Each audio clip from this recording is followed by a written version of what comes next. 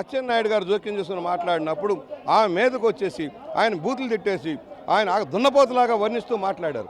నేను అదే చెప్పాను, ప్రతిపక్షం నుంచి వచ్చిన నాయకులు 4-5 ఇష్టారాజ్యంగా మాట్లాడారని నేను పాయింట్ ఆఫ్ ఆర్డర్ చేసి మాట్లాడుతూ నేను ఒకటే చెప్పాను, సినిమాలో హీరోయిన్గా చేశావు, మంచి పాత్రలు వేశావు, విలన్ పాత్రలు వేశావు, ఆ విలన్ పాత్రల ప్రభావంలాగా మళ్ళీ అసెంబ్లీలో కూడా విలన్లాగా ప్రవర్తిస్తే మంచి పద్ధతి కాదు, మీరు ఇష్టారాజ్యంగా మాట్లాడడం మంచిది కాదని నేను చెప్పాను.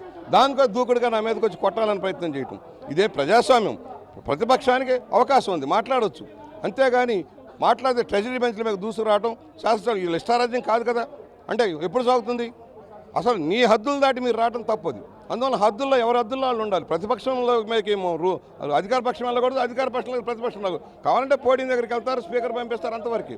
కనుక హద్దులు మీరు మాట్లాడేదానికి మాత్రం సహించలేదు. సభలో ఇలాంటి పరిస్థితులు ఎందుకు వస్తుందంటారు? అంటే సీనియర్ ఎమ్మెల్యే మీరు కూడా ఉన్నారు, ఎన్నో సభలు చూశారు, ఎందుకు నాయకుడు వాళ్ళ నాయకుడు ఒక ఫ్రాక్షన్ నాయకుడు అదే విధానంలో శాసనసభను రెచ్చగొడతా ఉన్నాడు. ఆయన హావభావాలు చూస్తూ ఉన్నారు, లెగవంటే లెగుస్తున్నారు పోడియం దగ్గర. అంటే శాసనసభను టోటల్ కంట్రోల్లో పెట్టుకొని ఇష్టారాజ్యంగా చేసే ప్రయత్నానికి ఇది పరాకాష్ట.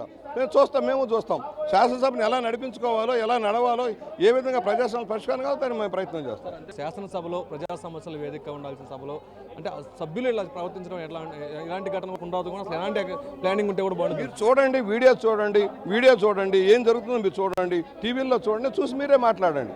అందువల్ల ఎవరి బాధ్యతలో మీరు జరగకూడదని మేము అంటున్నాం. ఎందుకంటే సుదీర్ఘమైన అనుభవం ఉంది, 32 సంవత్సరాలుగా ఉన్నాను, 5వ శాసనసభ్యుడిగా అనేక సమస్యల మీద అనర్గళంగా మాట్లాడి సమస్యల పరిష్కారం కృషి చేసిన వ్యక్తిగా నాకు అనుభవం ఉంది. అంత మాత్రం ఎవరిని పరుషంగా మాట్లాడాలి, అందరితో సఖ్యతగానే ఉంటాను. బయటకు వస్తే లోపల ఏదైనా మనం సబ్జెక్టు మీద ఒక్కోసారి విమర్శ వచ్చినా బయట అందరితో బాగుండేవాళ్ళం, ఎవరితో తగాదా పెట్టుకోవాల్సిన అవసరం మాకు లేదు. కానీ ఆమె మాట్లాడు తర్వాత అయిపోయి సభ అయిన తర్వాత కూడా నన్ను తిట్టిన తిట్లు మామూలుగా తిట్ల, ఒక మహిళ తిట్టే తిట్టు కాదు, అది నోరో మరొకటో నాకైతే అర్థం కాదు. దీన్ని మేము ఖండిస్తూ ఉన్నాం.